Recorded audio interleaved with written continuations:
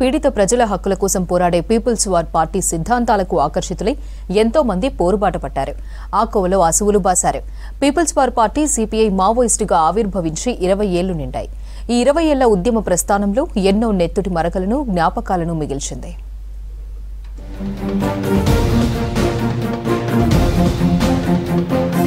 Peoples war party CPI మావోయిస్టుగా ఆవిర్భవించి 20 ఏళ్లు నిండాయి. 2004లో peoples war అగ్రనేతలు అప్పటి కాంగ్రెస్ ప్రభుత్వంతో చర్చల కోసం అడవి నుంచి మైదాన ప్రాంతాల్లోకి వచ్చారు. అప్పటి CPI ML people's war Naxals group దేశంలో బలమైన విప్లవ సంఘాలైన Maoist, communist centre of India, CPI ML Naxalbari గ్రూపులతో కలిసి విలీనమై సిపిఐ మావోయిస్టుగా ఆవిర్భవించింది.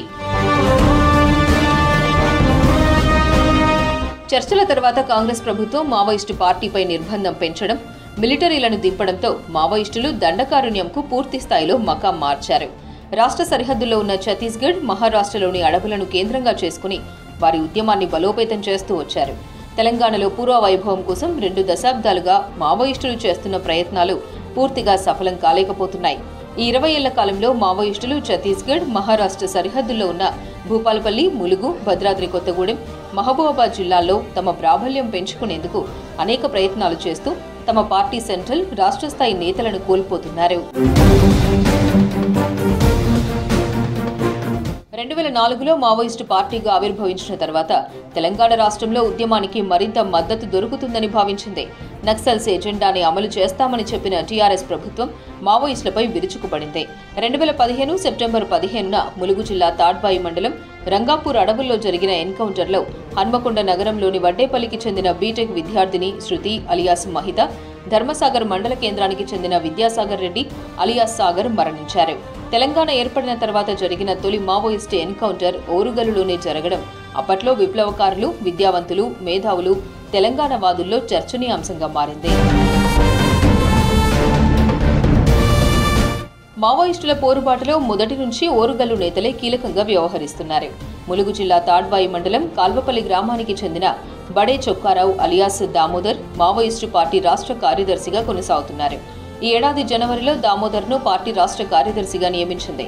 ఇక కేంద్ర కమిటీ సభ్యుడిగా భూపాలపల్లి జిల్లా టేకుమట్ల మండలం వెలిసాలకు చెందిన గాజర్ల రవి అలియాస్ గణేష్ పార్టీలో కీలక నేతగా వ్యవహరిస్తున్నారు. ప్రభుత్వంతో జరిగిన చర్చల్లో గణేష్ మావోయిస్టుల చర్చల ప్రతినిధిగా వ్యవహరించారు. ములుగు జిల్లా గోవిందరావుపేట మండలం మొద్దులగూడానికి చెందిన కొయ్యాడ సాంబయ్య అలియాస్ ఆజాద్ ఏఓబీ కార్యదర్శిగా పనిచేస్తున్నారు. ముప్పిడి బాబురావు, అంకేశ్వరం సారయ్యలతో పాటు పలువురు నేతలు కేంద్ర కమిటీలో కీలక బాధ్యతల్లో ఉన్నారు. వరంగల్, హనుమకొండ, జనగామ జిల్లాలో 18 మందికి పైగా అజ్ఞాతంలో ఉండగా భూపాలపల్లి జిల్లా నుంచి 4, ములుగు జిల్లా నుంచి 5 మావోయిస్టు పార్టీలో కీలక పాత్ర పోషిస్తున్నారు. మావోయిస్టు ఉద్యమంలో ఓరుగల్లు నేతలే కీలకంగా ఉండడంతో ఎక్కడ ఏ అడవుల్లో తుపాకీ పేలినా ఇక్కడి పల్లెల్లో అలజడి మొదలయ్యేది. ఆ ఎన్కౌంటర్లో తమ వారున్నారా అని చెమ్మగిల్లిన కళ్లతో కుటుంబీకులు ఎదురు చూసేవారు.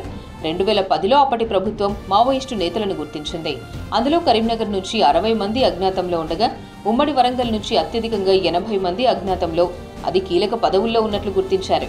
ఈ 14 ఏళ్ల కాలంలో 60% మంది మావోయిస్టులు లొంగిపోవడమో, ఎన్కౌంటర్లో మృతి చెందడమో, అనారోగ్యంతో మృతి చెందడమో జరిగింది. ఇటీవలి కాలంలో ములుగు జిల్లా సరిహద్దుల్లో జరిగిన ఎన్కౌంటర్లో అనేక మంది మావోయిస్టులు మరణించారు. పోలీసులు కూడా మావోయిస్టు కార్యకలాపాలకు చెక్ పెట్టేందుకు అడవులను జల్లెడ పడుతున్నారు. అడవి గ్రామాలపై నిత్యం నిఘాతో నిర్బంధం కొనసాగిస్తున్నారు. 20 ఏళ్ల ఉద్యమ ప్రస్థానంలో సంక్షోభం, సవాళ్లను ఎదుర్కొంటున్న మావోయిస్టు పార్టీ ఎంతో మంది ఉద్యమకారులను పోగొట్టుకుంది. అయినా వెరవకుండా ఉద్యమంలో ముందుకు సాగుతోంది.